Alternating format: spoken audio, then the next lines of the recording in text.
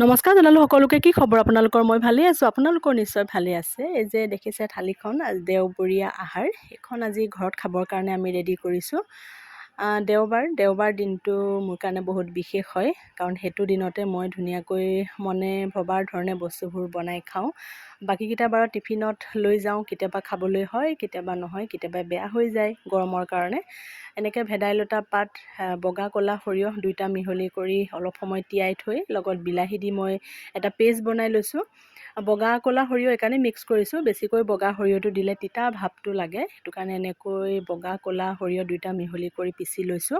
আদা, ৰচুন, পিঁয়াজ মই এনেকুৱা একো দিয়া নাই, নহ'লে মাংস নিচিনা এটা ফ্লেভাৰ আহে, ভাবিলোঁ আজি এনেকৈ বনাওঁ। তাৰপাছত এনেকৈ ইমানটো জোখমতে পিচি ল'লেই হ'ল। অকণমান গোটা গোটা হৈ থাকিলেও কথা নাই, খালি ভালকৈ বস্তুখিনি সিজি যাব লাগে।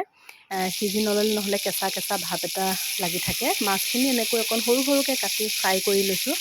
বেছি ডাঙৰকৈ যদি কাটি লোৱা হয়, তেতিয়া ভিতৰলৈকে হালধি আৰু নিমখবিলাক নোসোমায়।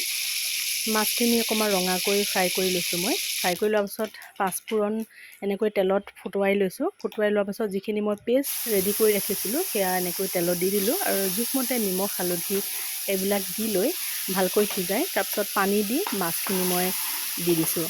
তাৰপাছত ভাবিলোঁ আজি বতৰটো ডাৱৰীয়া, অকণ ফ্ৰাই কিবা এটা খাওঁ ভাবি কলডিলৰ এনেকুৱা ফুলখিনি এনেকৈ ছিঙি ল'লোঁ। ছিঙি লৈ খালি মাজৰ যিডাল ঠাৰি হয় সেইডাল আঁতৰাই মছলা, হালধি আৰু বেচন অলপ সানি ফ্ৰাই কৰি পকৰি নিচিনাকৈ এনেকৈ বনাই ল'লোঁ।